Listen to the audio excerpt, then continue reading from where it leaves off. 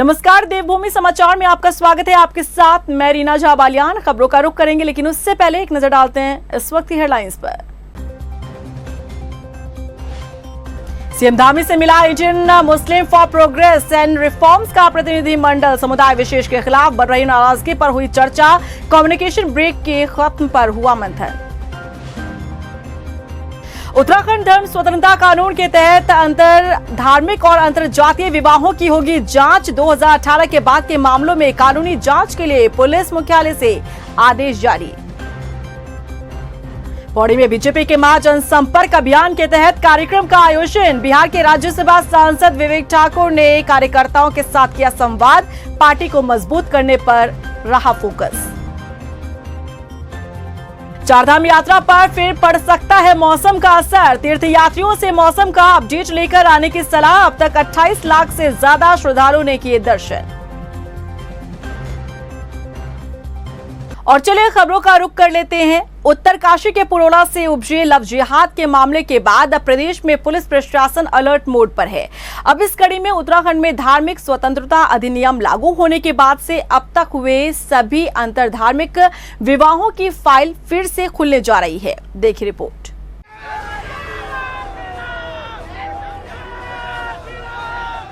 Love जिहाद के मामले को लेकर उत्तरकाशी के पुरोला में कई दिनों से तनाव की स्थिति बनी थी। समुदाय विशेष के खिलाफ स्थानीय लोगों का प्रदर्शन देखने को मिल रहा था। अब इस कड़ी में पुलिस प्रशासन की तरफ से कदम उठाए गए हैं। प्रदेश में अंतर धार्मिक विवाह की पुलिस जांच करेगी। सभी जिलों के कप्तानों को इसके निर्देश दिए गए। इन दिनों उत्तराखंड में लव जिहाद के मामले लगातार सामने आ रहे हैं।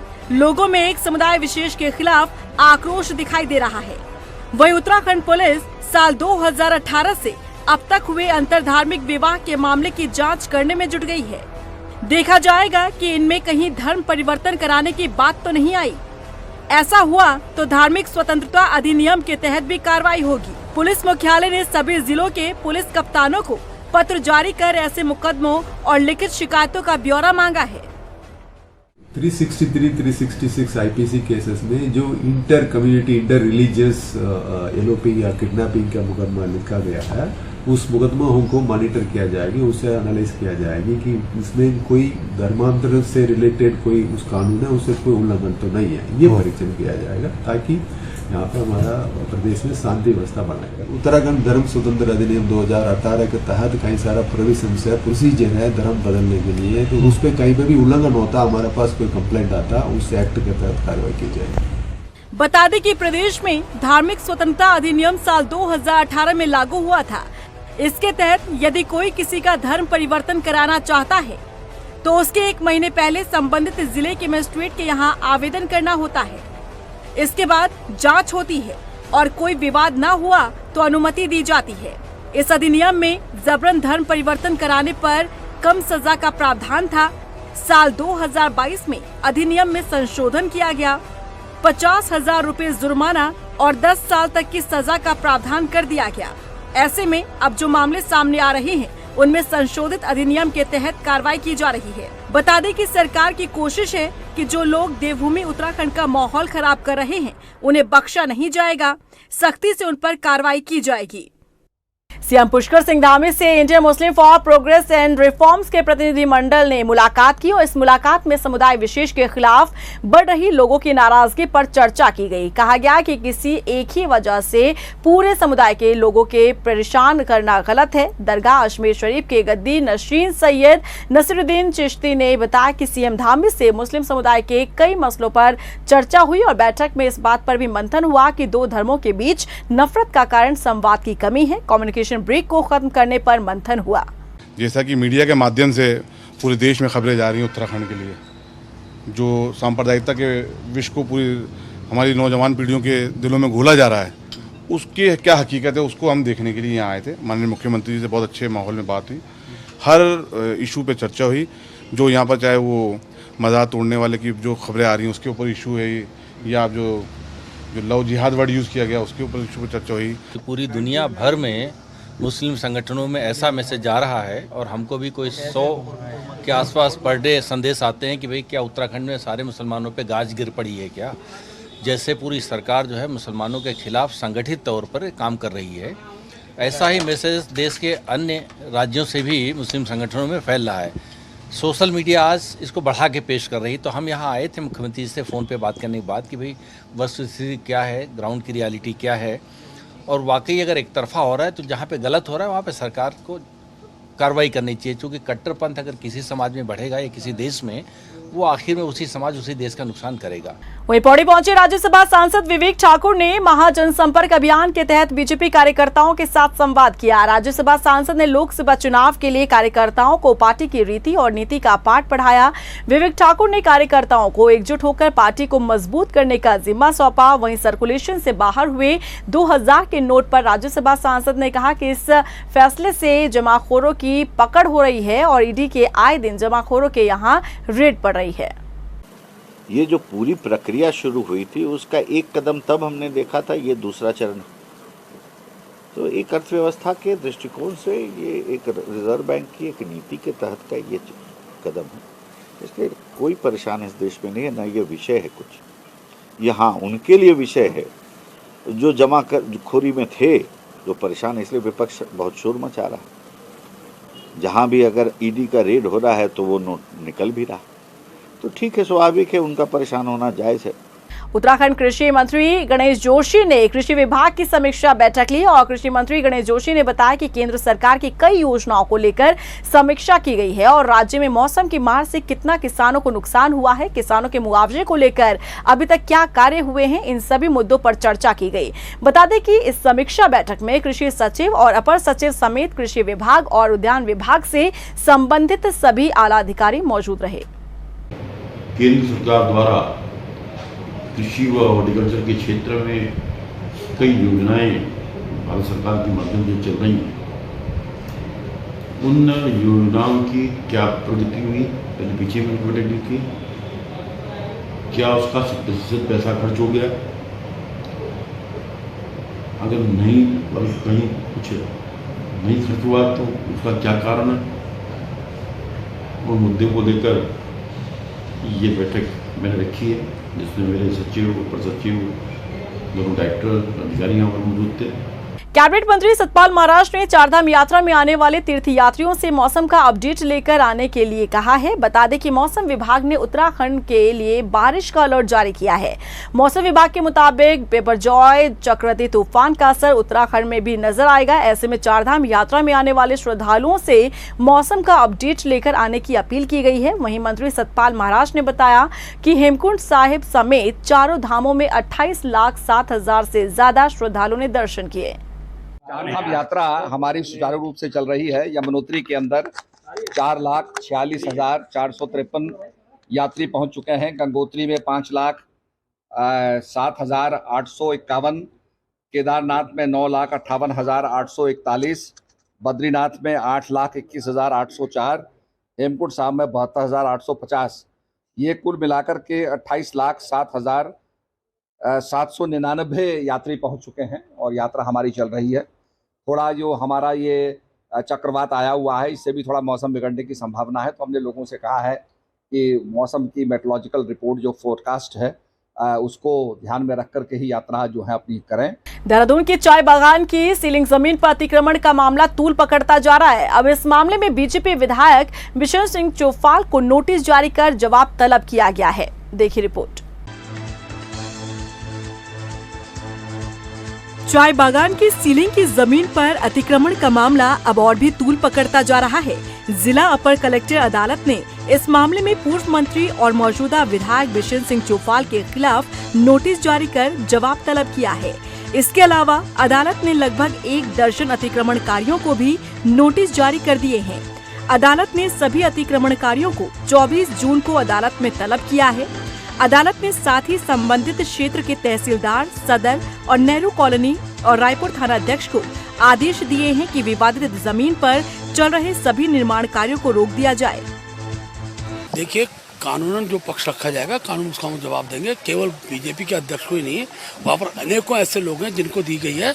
आखिरकार किससे भूमि ली गई, उस भूमि की हमारी रजिस्ट्री भी हुई है, उस भूमि का हमारा दाखिल खारिज भी है। तो अब सीधी बात है कि जिससे हमने खरीदी उससे पैसा वापस लेंगे। अगर न्यायालय को उसमें डिसीजन पक्ष में नहीं आता तो अपर जिलाधिकारी की अदालत ने बीजेपी के वरिष्ठ नेता विशन सिंह चौपाल को नोटिस जारी किया है कि गांव रायपुर स्थित चाय बागान की सीलिंग की जमीन भूमि खाता संख्या 142 नंबर 4305 रकबा 0.8830 हेक्टेयर की खरीद अवैध तरीके से की गई है। अदालत ने इनके अलावा कई और लोगों को भी नोटिस भेजा है। बता दें कि RTI activist advocate Vikesh Negi ने चाय बागान की सीलिंग की जमीन को खुर्द-बुर्द करने का मामला उजागर किया था। एडवोकेट विकेश के मुताबिक रायपुर, रायचकपुर, नथनपुर और लाडपुर इलाके में चाय बागान की सीलिंग की जमीन की खरीद फरोख्त की जा रही है। देखिए, ये जिन जिन लोगों ने चाय बागान की ज़मीन की सेल रेट करी है, ये नोटिस उन सब पे गया है। और अभी जो हाल ही में इन्होंने भेजे हैं, अभी तो 12 लोगों पे भेजे, इससे पहले इन्होंने 300 लोगों को नोटिस जा चुके हैं। और ये नथनपुर, रायपुर, चक रायपुर, लाडपुर में गए हैं। और इसमें अभी बीजेपी के जो पूर्व अध्यक्ष हैं, जिनके नाम उस समय अध्यक्ष रहे, उनको भी नोटिस गए, बिशन सिंह चौपाल जी को। तो ये नोटिस इसलिए गए हैं कि चाय बागान की ज़मीन की आपने सेल रेट करी है और आप बताइए आके। तो उसके बाद ये गवर्नमेंट में वेस्ट हो चुकी है ज़मीनें, इस संबंध में ये नोटिस गए हैं। अपर जिलाधिकारी ने अब इस संबंध में उनके अलावा 1 दर्जन अन्य अतिक्रमणकारियों को दस्तावेज समेत 24 जून को अदालत में तलब किया है। अब ऐसे में देखना होगा कि आखिर इस पर आगे की तस्वीर किस तरीके की बनती नजर आती है। हल्द्वानी में कुमाऊं कमिश्नर दीपक रावत ने शहर में मौजूद इको टाउन एरिया कॉलोनाइजर के यहां छापेमारी की और इस कार्रवाई में कुमाऊं कमिश्नर ने तत्काल इको टाउन एरिया में जमीन की खरीद फरोख्त पर रोक लगा दी। साथ ही कॉलोनाइजर को नोटिस भी दिया। दरअसल कुमाऊं कमिश्नर ने प्रॉपर्टी डीलर द्वारा लोगों को सुविधाओं के नाम पर कॉलोनी काटकर खानापूर्ति करने के मामले में मिली शिकायतों पर संज्ञान लिया। टीम के साथ कॉलोनी का निरीक्षण किया, जहाँ कई खामियां मिली। इस तरह की शिकायतें मेरे पास आ रही थी कि जो कॉलोनीज यहाँ पे बनी हैं, जो 3 कॉलोनीज मैंने देखी हैं, उसमें जो उचित सुविधाएं हैं वो नहीं दी गई हैं और जो लेआउट पास हुए हैं उसका कई जगह पे उल्लंघन हो रहा है। तो इसको आज मौके पे देखा गया। पहला उल्लंघन तो यही है कि जो 5-5 हेक्टेयर में कॉलोनी कट रही है, तो ये जनता का राइट है, उनको ग्रीन स्पेस मिलना चाहिए। ग्रीन स्पेस के साथ ही बास भी होती है, वो मौके पर कहीं डेवलप नहीं किया गया है। सेकेंडली, जो अंदर सरकारी रस्ते हैं या गुले हैं, उनका भी मौके पर विक्रय हो गया है। कितने प्लॉट बिक चुके, कितने बचे हैं, क्या वो प्लॉट जो आपका पास हुआ है लेआउट उसके अनुरूप बिके, इसका भी कोई ब्यौरा नहीं रखा गया है। हल्द्वानी के समाजवादी पार्टी के शिष्टमंडल ने यहां पर एसपी सिटी से मुलाकात की और इस मुलाकात में सपा के शिष्टमंडल ने यहां आपको बता दें कि कमल वागांजा में हुई घटना का जिक्र करते हुए कहा कि समुदाय विशेष को टारगेट बनाया जा रहा है।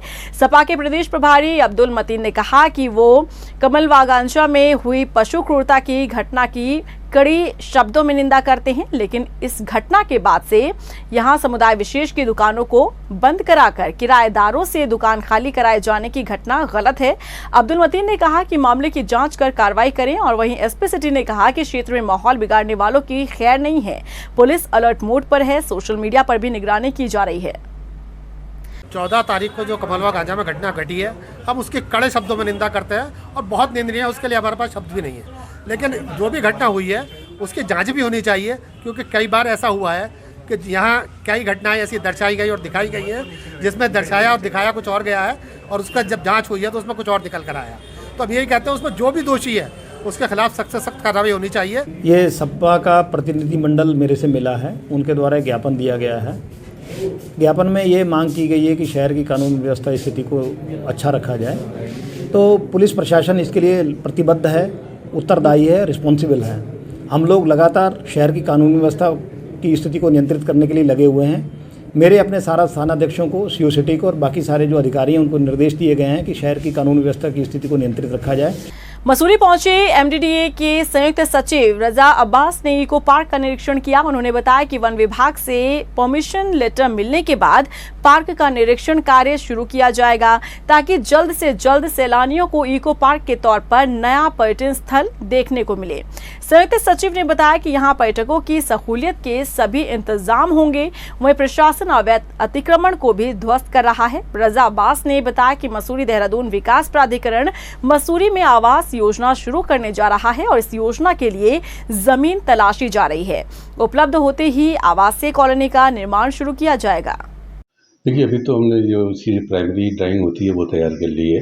अभी चूंकि फॉरेस्ट एरिया है तो फॉरेस्ट का एनओसी का इंतज़ार कर रहे हैं हम लोग। एनओसी की एक हमने भेजी भी थी उनके पास, तो कोई ऑब्जेक्शन लगे हुए हैं तो वो भी ऑब्जेक्शन हम रिमूव कर लेंगे और इसमें भी मेरे एक आध सप्ताह में हम लोग इसे काम ये पूरा कर लेंगे। उसके बाद ही कार्रवाई आगे की बनाने की चलेगी। देहरादून स्पेशल टास्क फोर्स ने 4 साल से फरार चल रहे अभियुक्त को बांग्लादेश बॉर्डर के पास से कोलकाता से गिरफ्तार किया है। बता दें कि ये शख्स जो है अपना नाम, पहचान और हुलिया बदलकर कोलकाता में पिछले 4 सालों से छुपा हुआ था। इस अभियुक्त पर फर्जी फाइनेंस कंपनी चलाने का आरोप है। थाना रायवाला क्षेत्र में एयरवेज एंटरप्राइजेस नाम की एक फर्जी फाइनेंस कंपनी खोली थी, जिसमें जनता को 15 दिनों में किश्तों के आधार पर 1.5 गुना पैसा वापस करने का लालच दिया गया था। 2019 में पुलिस ने छापा मारकर इसके 7 साथियों को पहले ही गिरफ्तार कर लिया था। तो इसमें एक जोगिंदर नाम का व्यक्ति था जो कि मूल रूप से हरियाणा का रहने वाला था। ये पिछले लगभग 4 साल से फरार चल रहा था। तो इस पर हमारी एसटीएफ की टीम लगी हुई थी। इस पर 50,000 का इनाम घोषित किया गया था। तो इसमें हमारे द्वारा इसको बांग्लादेश बॉर्डर पर कोलकाता से गिरफ्तार किया गया है और काफ़ी अथक प्रयासों के बाद में इसकी गिरफ्तारी की गई है।